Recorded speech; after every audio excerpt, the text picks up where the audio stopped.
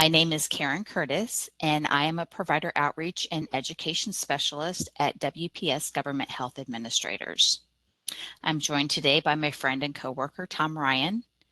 Tom will be helping me out today by adding some information in the chat and also monitoring for any questions that could be sent in.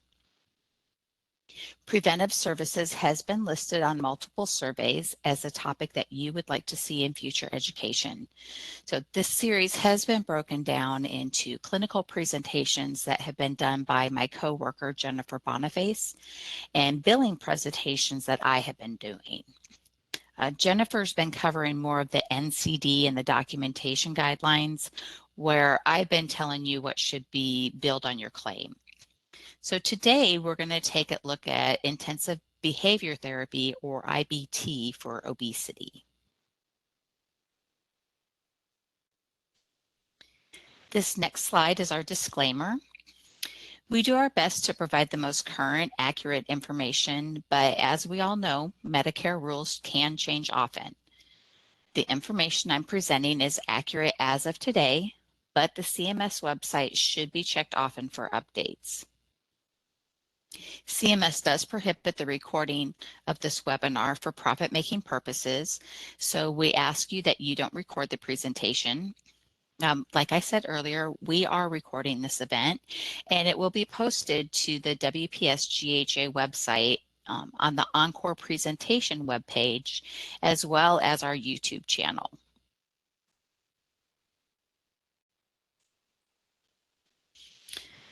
We'll start off with a little background information on preventative services and obesity today, and then I'm going to talk about the coverage criteria and how these services should be billed to Medicare. Finally, I'll talk about the eligibility. So that way you can make sure that patients are able to receive the services, and it also will help you to avoid frequency rejections.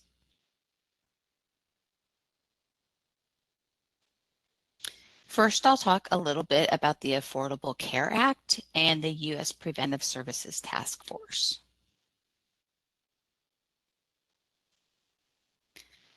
The Affordable Care Act and the U.S. Preventive Services Task Force, otherwise known as the Task Force, has helped make preventive services more accessible for beneficiaries.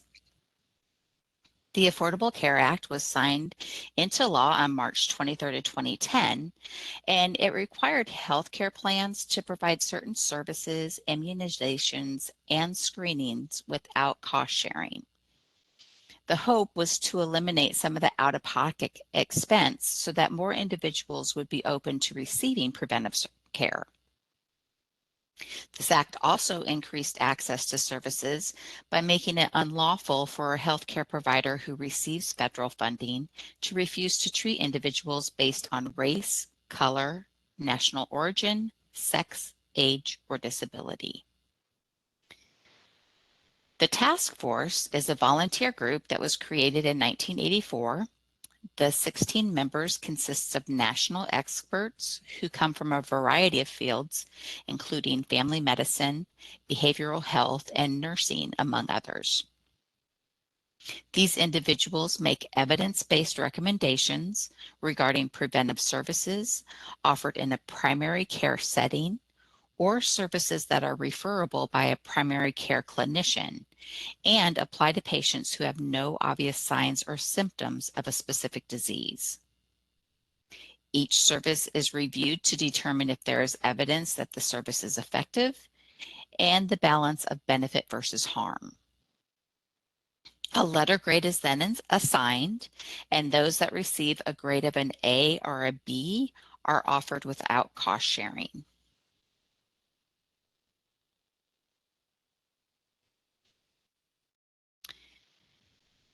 Some health organizations, while I was researching this, are referring to obesity as an epidemic. It is a condition that affects all ages and economic groups. In 2022, 2.5 billion adults were considered overweight, and 890 million of those individuals were considered obese. Studies have found that healthcare costs associated with obesity increase with body mass index and obesity class. 173 billion is spent annually in direct medical cost. This includes office visits, diagnostic tests, along with drugs and medical supplies. When it comes to productivity, the US loses between 3.38 and 6.38 billion. These costs include absence from work due to health-related issues that are related to the obesity, decreased productivity while at work, and premature death and disability. There are multiple factors that can lead to obesity. A lack of physical activity paired with unhealthy eating behaviors can lead to weight gain. Research has found a link between insufficient sleep or not getting enough good quality sleep and a high BMI. These individuals consistently get less than 7 hours of sleep per night, and it can affect the hormone that controls hunger. Social determinants of health can have an effect. Some patients may not have a grocery store nearby, so they have to rely on convenience stores, which don't have a large supply of healthy foods. Depending on where they live, maybe their neighborhood is too dangerous to walk around the block. Some may have to depend on someone else to prepare their meals for them. In these instances, they may not be able to control the type of food that they are being served or how it's prepared. Other factors include genetics, illness, and medication. Hypothyroidism can make it more difficult to lose weight. Medications such as antidepressants and beta blockers used to treat high blood pressure can interfere with chemical signals in the brain relating to hunger.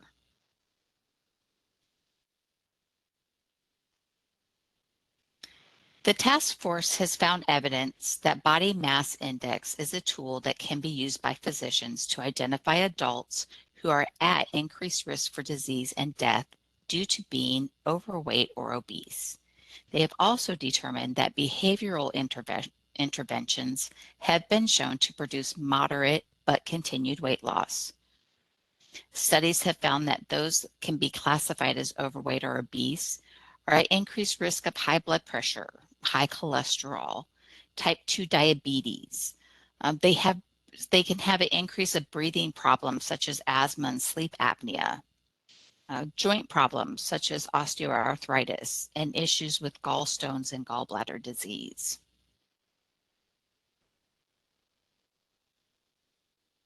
Before we talk about how to build the claims, I want to talk about coverage.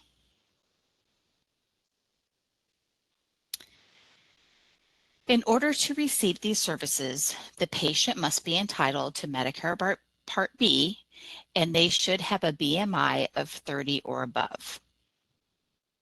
Counseling should be furnished in a primary care setting by a qualified primary care physician or a primary care practitioner, and the patient should be competent and alert. Coinsurance and deductible are waived for this service. So I want to pause for a moment and I want to provide some definitions for these terms. I've found that in past webinars, they have caused questions, and so I just want to provide some clarification. For the purposes of this service, a primary care setting is defined as one in which there is a provision of integrated, accessible healthcare service like by clinicians who are accountable for addressing a large majority of personal healthcare needs, developing a sustained partnership with patients, and practicing in the context of family and community. Emergency departments, inpatient hospital settings, ambulatory surgical centers, independent diagnostic testing facilities, skilled nursing facilities, inpatient rehabilitation facilities, and hospices are not considered primary care settings under this definition. A primary care physician refers to a general practitioner, family practice practitioner, a general internist, or an obstetrician or gynecologist. A primary care practitioner refers to a physician whose specialty includes family medicine, internal medicine, geriatric medicine, or pediatric medicine. It also includes a nurse practitioner, a clinical nurse specialist, or a physician's assistant.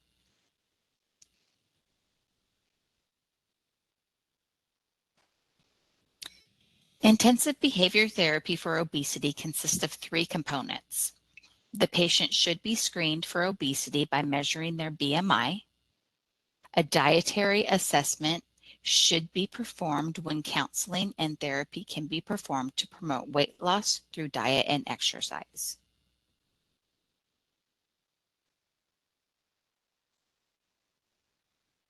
So now let's move on to how to get those claims submitted to Medicare.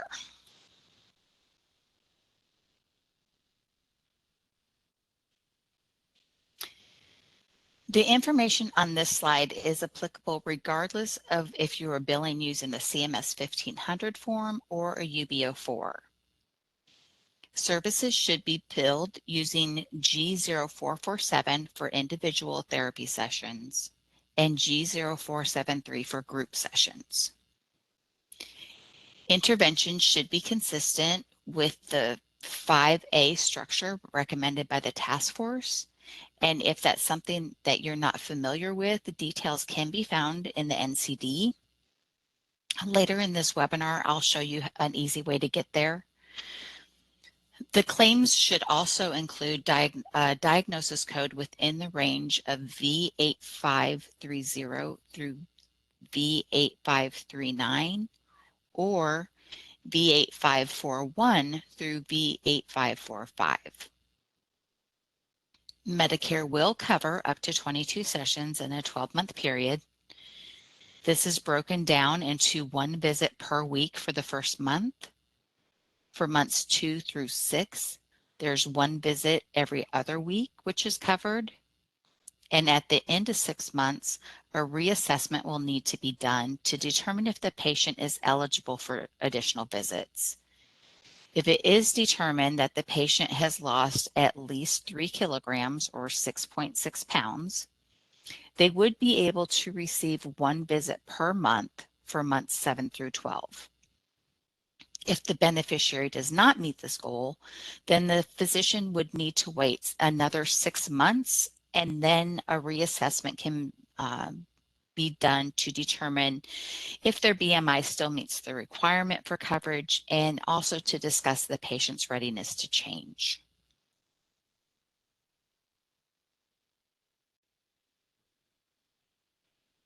For providers who bill using a UB04 or an 837I, there are type of bill requirements. HCPC code G0447 is allowed on type of bill 13X, 71X, 77X, and the 85X. Group counseling, which is the HCPC G0473, is only allowed on type of bill 13X and 85X. Now, any claims that are not following these guidelines will be rejected once they get put into the system.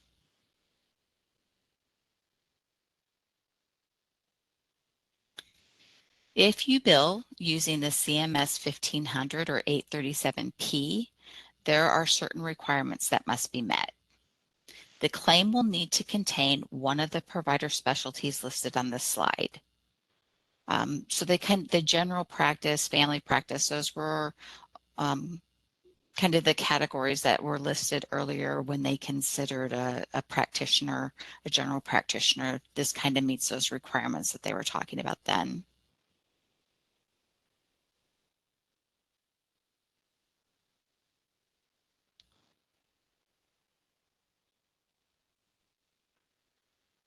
Claims billed through MCS will also need to contain a place of service listed here. So you have the physician's office, off-campus outpatient hospital, on-campus outpatient hospital, an independent clinic, or a state or local public health clinic.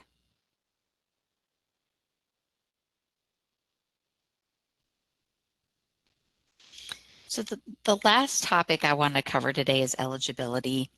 And this is going to allow you to know when a beneficiary is able to receive certain services and help you avoid frequency rejects.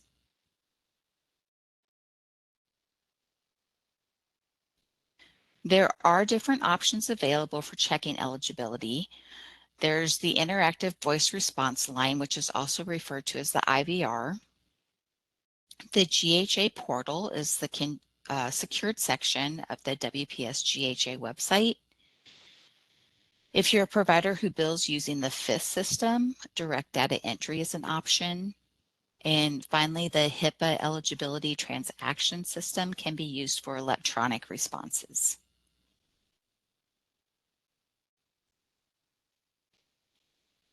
Our first option is the interactive voice response, or IVR. I have heard from providers as well as from customer service that this isn't really an option that providers like. Uh, our customer service management has told us that you can't, a lot of people don't, they feel like it's cumbersome, you have to enter a lot of information, but they did say that you can just talk to it and it should give you the information that you need. That way you aren't having to, punch in a bunch of numbers.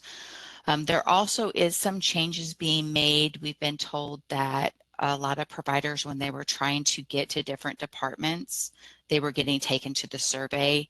So there are going to be some changes made to help providers so that it gets you to where you want to go. Once the information is entered in the interactive voice response, you can provide the procedure code that you're wanting to look at or want to know more information on, and it will give you eligibility date.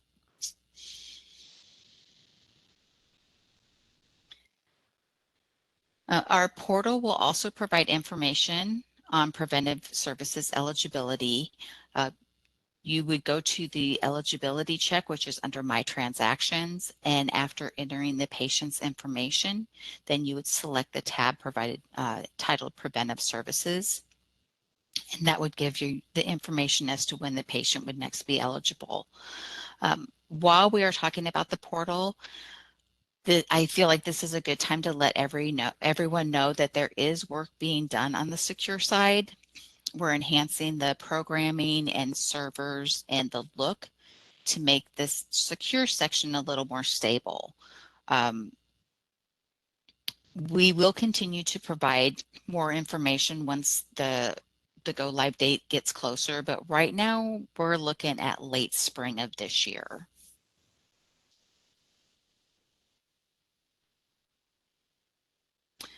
For providers who bill using the Fiscal Intermediary Standard System, or FIS, direct data entry is an option. A form can be found on the WPS-GHA website, and that would need to be completed in order to request access. As you can see on this slide, I've taken this from the DDE manual.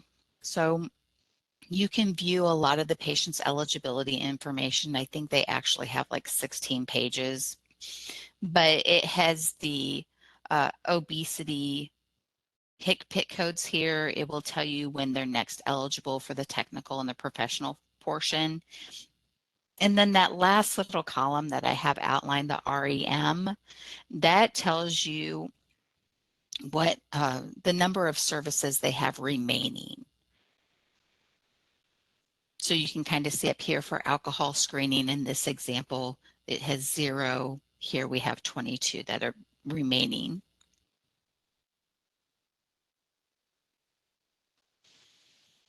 The last option that I want to talk about is HETS. You do have to register to be a trading partner, and then you can submit a 270 inquiry electronically, and you'll be provided with a 271 response that will give the next eligibility date. I do have a couple examples on this screen. One is when the technical and professional components have the same eligibility date, so it just shows up as one line. If there's different dates of when they're eligible, then it's going to look like the bottom where it breaks it out into two different lines.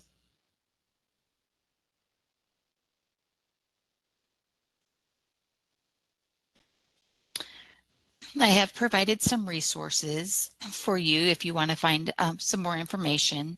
I would like to take you out to the preventive services tool just because I think that it's helpful regardless of what preventive service you're looking for. So let me get that up here. Tom, can you verify that you can see the preventive services tool? Yes, I can see that. Okay, great. Thank you.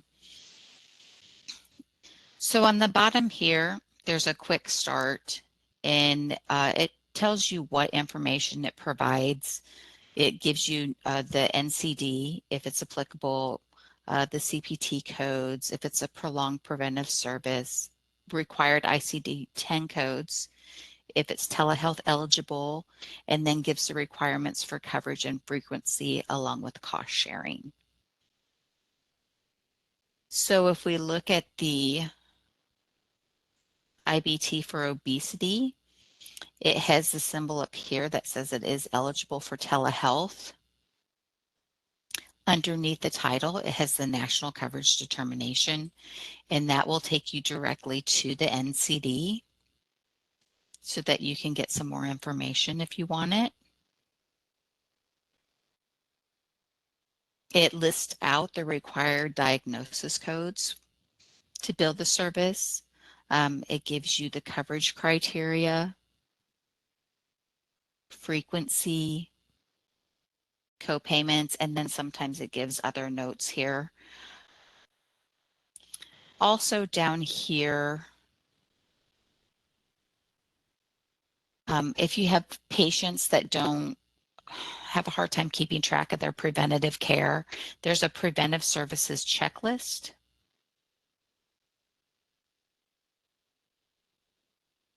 And this lists all of the preventive services that Medicare offers. They can kind of mark it off if they have it. If they have an appointment set up, that can be written on this line. Other notes could be put on there. So just something helpful for patients that may have a hard time remembering or keeping track of all the services.